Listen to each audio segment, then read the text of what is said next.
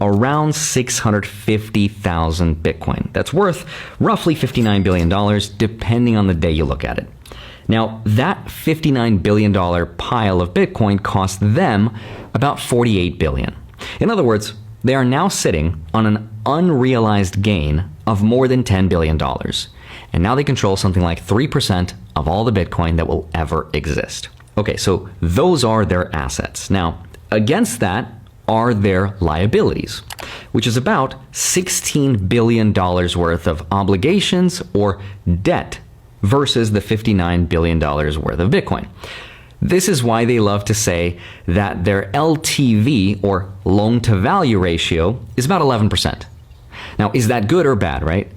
For context, 40 to 60% loan to value is generally considered acceptable for the stock market. So yes, 11% is very low, it's good, and it sounds very conservative. If I stop the story here, it sounds like there's no way anything could go wrong.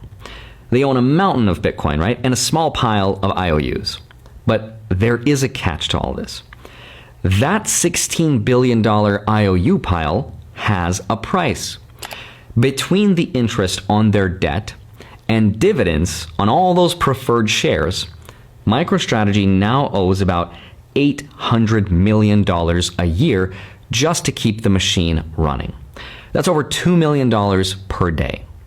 Now, unlike a normal common stock dividend, and if you're a dividend investor, you already know this, but a preferred stock dividend cannot be turned off.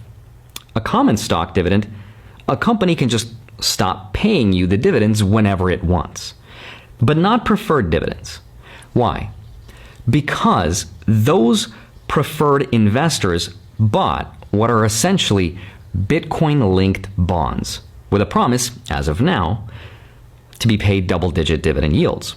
So the question is, where does MicroStrategy get the cash to pay dividend investors? Where does it come from? The software side of the business is nice, but it's not throwing off $800 million of free cash flow a year. So in the latest presentation, they revealed the answer to that question.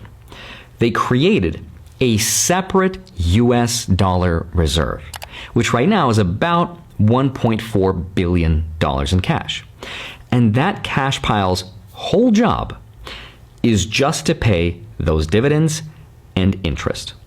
And at today's run rate, that gives them about 21 months of coverage, about close to 2 years, without ever having to touch a single Bitcoin. Now,